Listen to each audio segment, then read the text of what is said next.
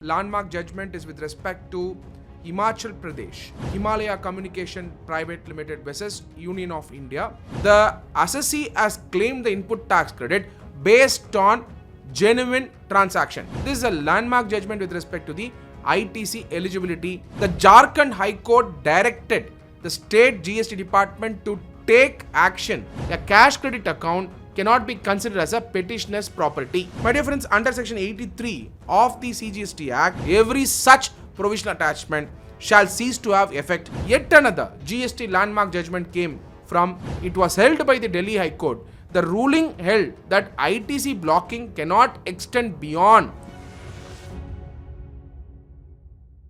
GST outlook for the day with Advocate Dr. M. Sathya Kumar. My dear friends, there are various landmark judgments that has come across the country today. And the first of the landmark judgment is with respect to Himachal Pradesh High Court judgment. Himalaya Communication Private Limited versus Union of India in CWP number 8809 of 2025. It was held in this judgment that retrospective registration cancellation can't invalidate genuine ITC claim. Very, very important. Retrospective registration cancellation can't invalidate genuine ITC claim. My dear friends, Himachal Pradesh High Court addressed a writ petition concerning denial of input tax credit due to the supplier's GST registration being cancelled retrospectively. My dear friends, the assessee claimed ITC by producing proof of tax payment to the supplier along with all necessary documents, and the supplier had filed the relevant GSTR 3B for the period. He has also filed the relevant GSTR 3B for the period. The court observed that denial of ITC solely on the basis of retrospective cancellation of the supplier's GST was not appropriate without verifying the genuineness of the transaction. So the court went into the genuineness of the transaction, because we all know that many of them who come under the scanner of the GST department come generally based on ITC input tax credit fraudulent claim. So accordingly, my dear friends, in this case, it was held that if the genuineness of the transaction has to be looked into, accordingly the ITC, whether it can be allowed or not, should be based on genuineness of the transaction. Accordingly, the assessing officer and the appellate authority failed to examine the authenticity of the transaction and directly issued a notice under section 16 subsection 2 of the CGST Act, which was improper. My dear friends, it is very, very important that you must understand about section 16 subsection 2 under the GST Act. My dear friends, section 16 comes under chapter 5, input tax credit.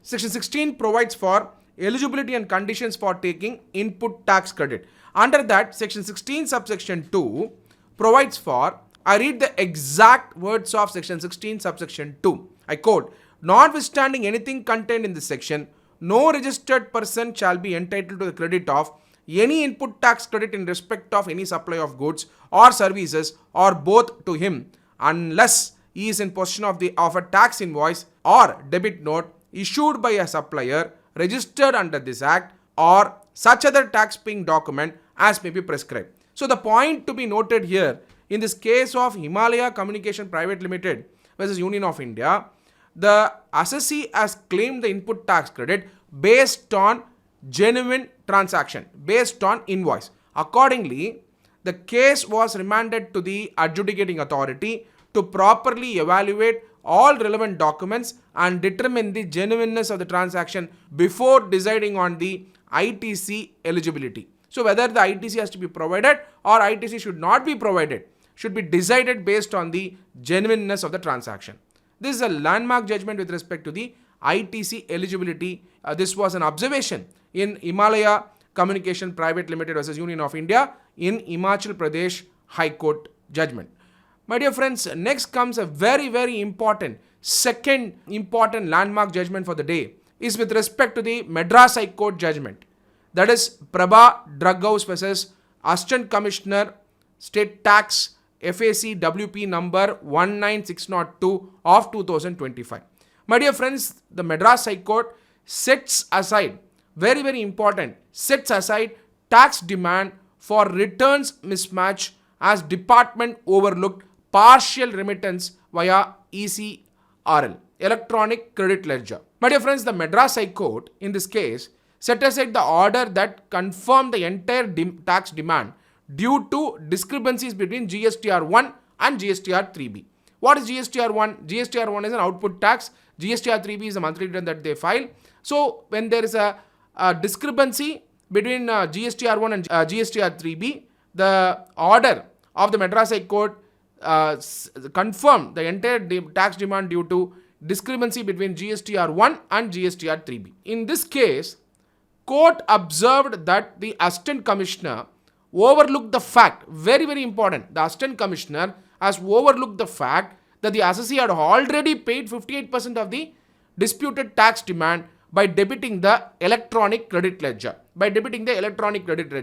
Accordingly, so the Assistant Commissioner was not able to ascertain what was the amount paid by the assessee. So when it was seen, it is about 58% of the disputed tax demand was already paid by the assessee with respect to this matter. My dear friends, it was noted that no credit was given for the 58% payment made through electronic credit ledger, which has a significant oversight. Very, very important. I repeat, it was noted that no credit was given for this 58% payment made through electronic credit ledger, which was a significant oversight. My dear friends, the High Court emphasized that this issue warrants reconsideration because the payment made through electronic credit ledger should be accounted for. Definitely it should be accounted for, because without considering the payment made through electronic credit ledger, the case cannot come to a conclusion. My dear friends, accordingly, in this landmark judgment of the Madras High Court, the matter was sent back to the Assistant Commissioner with instructions to re-examine the case after properly crediting the amounts remitted via electronic credit ledger. My dear friends, the third important GST landmark judgment for the day came from Jharkhand High Court, my dear friends. My dear friends, it was held in Arcade Transport and Construction Limited versus State of Jharkhand, WP number 1624 of 2024. The Jharkhand High Court directed the State GST Department to take action against a commercial vehicle. What was the decision of the Jharkhand High Court?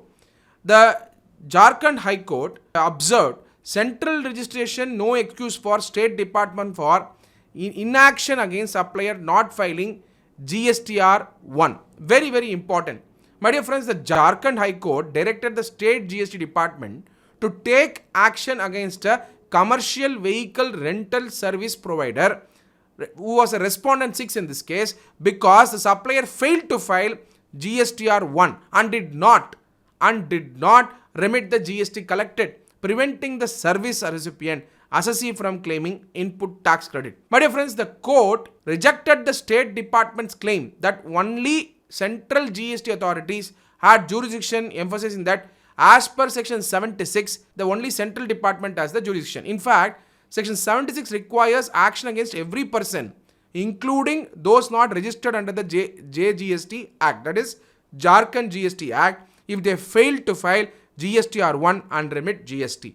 My dear friends, the court clearly observed and criticized the State Department's inaction and unacceptable and stressed mandatory duty to proceed against the non-compliant supplier. My dear friends, in this case, the respondent 6 argument, that is the assessee's argument was that it was not liable to pay GST and was dismissed because it had included CGST and JGST in its invoices, which was unexplained. My dear friends, the plea of res judicata.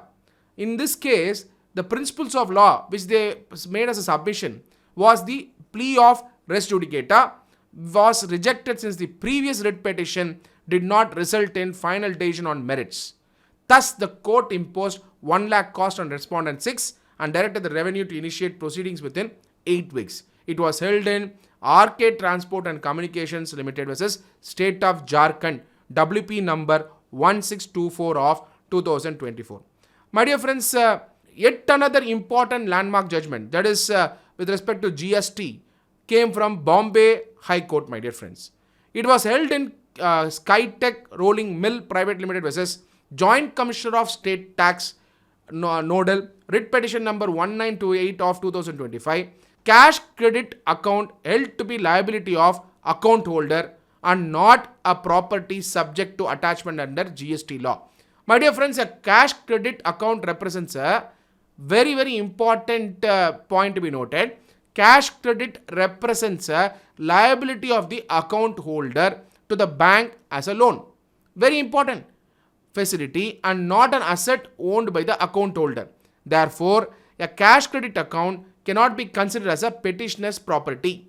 The phrase including bank account in the relevant law refers only to regular bank accounts and not cash credit accounts, because generally cash credit accounts, CC accounts, are provided by the bank as a facility for the utilization for the purpose of working capital or whatever the usage of the funds.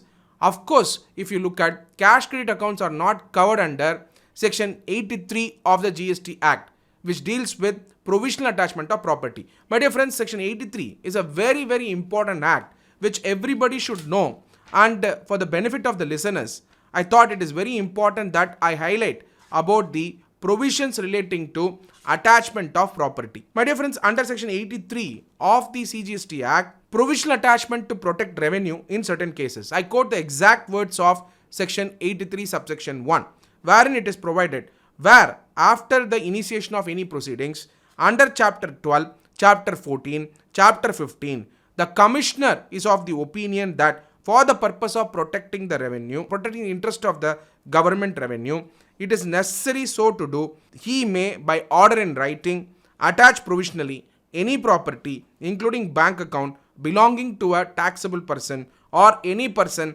specified in subsection 1A of section 122 in such manner as may be prescribed. Not only that, as per section 83 subsection 2, every such provisional attachment, very important, every such provisional attachment shall cease to have effect after the expiry of period of 1 year from the date of the order made under subsection 1.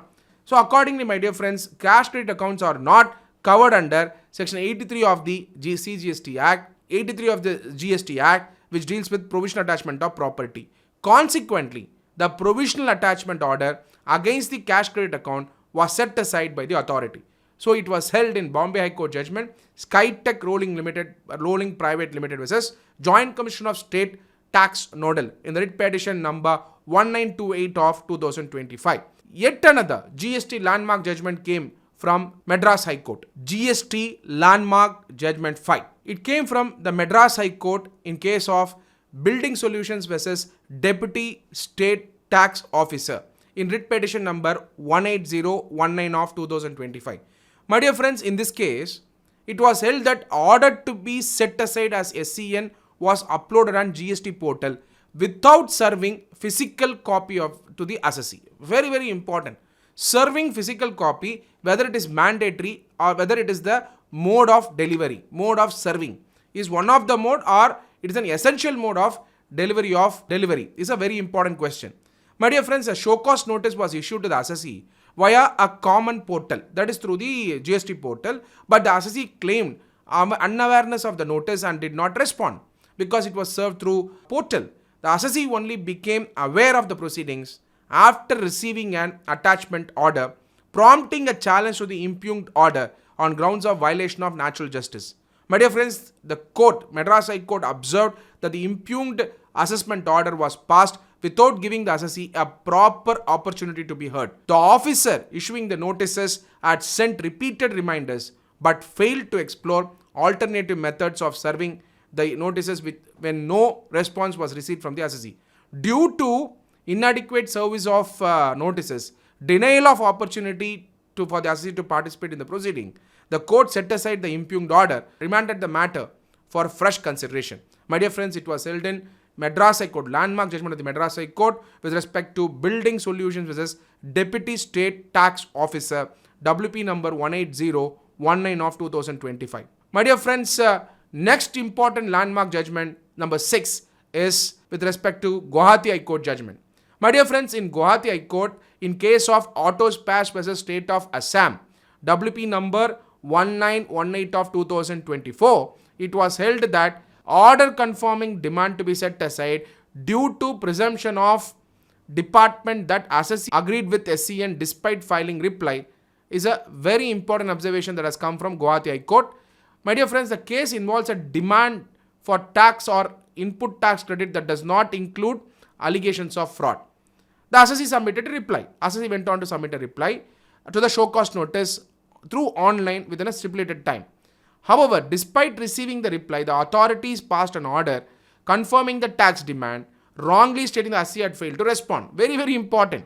So, the department has passed the order, assessee has actually replied, but in that order, they have said that the assessee has not replied at all. So, this was a point that was taken up very seriously by the Guwahati High Court judge, the Guwahati High Court, and accordingly, based on this incorrect premise, an attachment order was also issued against the assessee. My dear friends, the court held that since the reply was not properly considered and the order was passed on a false assumption, both demand order and attachment order were set aside, and it was held in Guwahati High Court judgment Autospace vs. State of Assam.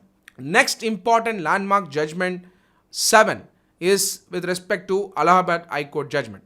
My dear friends, it was held in SAB Engineering Works versus State of Uttar Pradesh, writ tax number 2254 of 2025. My dear friends, in this judgment, it was observed that recovery of demand not to be initiated before the expiry of 3 months from the date of service of order. My dear friends, the assessee filed an appeal under section 107 was dismissed on 24/1/2025, that is 24th January 2025, and the revenue recovered rupees 1,55,079 from the electronic credit cash ledger within 4 days without following proper recovery procedures. The assessee argued that section 78 requires a minimum 3-month waiting period before recovery proceedings can be initiated after the order. So it is very important we should go through section 78 of the GST law. If we go through section 78 of the GST law, we can very well understand that initiation of recovery proceedings when it can start. I quote the exact words of section 78 of the GST Act. Any amount payable by a taxable person in pursuance of an order passed under this Act shall be paid by such person within a period of 3 months from the date of service of such order, failing which recovery proceedings shall be initiated, provided that where the proper officer considers it expedient in the interest of revenue, he may, for reasons to be recorded in writing, require the said taxable person to make such payment within such period less than a period of 3 months as may be specified by him. My dear friends, this was the requirement of section 78. There is a clear timeline provided wherein about 3-month waiting period is provided for the department. The assessee also highlighted that as per section 112, they have a right to file a second appeal with a 10% pre-deposit which would stay the balance demand. My dear friends, the revenue contended that recovery was justified due to absence of any interim order. Court observed and held that premature recovery within 4 days violates section 78 mandatory 3-month waiting period, which undermines the assessee's right under section 112 subsection 9 to file a second appeal with stay and directed refund of any amount recovered beyond 10% pre-deposit, referencing a circular that allows pre-deposit even if appellate tribunals are not constituted. My dear friends, the GST landmark judgment 8, a very important landmark judgment which came up from Delhi High Court in the case of Sram Enterprises versus DGGI Gurugram, writ petition number 5438 of 2025. My dear friends, it was observed in this case blocked ITC beyond 1 year statutory period limit to be lifted irrespective of any further action by adjudicating authority. It was held in the Delhi High Court, my dear friends. My dear friends, in this case, the facts of the case, the petitioner's input tax credit amounting to about 3,91,23,722 was blocked on 15/1/2021 by the Deputy Director of DGGI Gurugram, causing the electronic ledger to reflect a negative balance. So it's a very important fact to be noted. The second important fact is the ITC remained blocked even on April 2025 despite the statute limitation period. During this period, a very important fact to be noted, show cause notice was issued on 3/8/2024. Order in original was passed on 12/2/2025, denying ITC of 29,13,246 and confirming a demand of 55,38,110. This is the fact. The assessee came to the court, requested the unblocking of electronic credit ledger as the blocking period exceeded 1 year limit prescribed under Rule 86A of CGST Rules 2017. It was held by the Delhi High Court. The ruling held that ITC blocking cannot extend beyond, very, very important, ITC blocking cannot extend beyond the statutory 1 year period, and the credit ledger must be unblocked upon the expiry of this period, regardless of any ongoing adjudication or other proceedings against the assessee. My dear friends, this was held in Delhi High Court judgment with respect to Sram Enterprises versus ADG DGGI Gurugram WP number 5438 of 2025. Thank you so much. Signing off, Advocate Dr. M. Sathya Kumar. Thank you.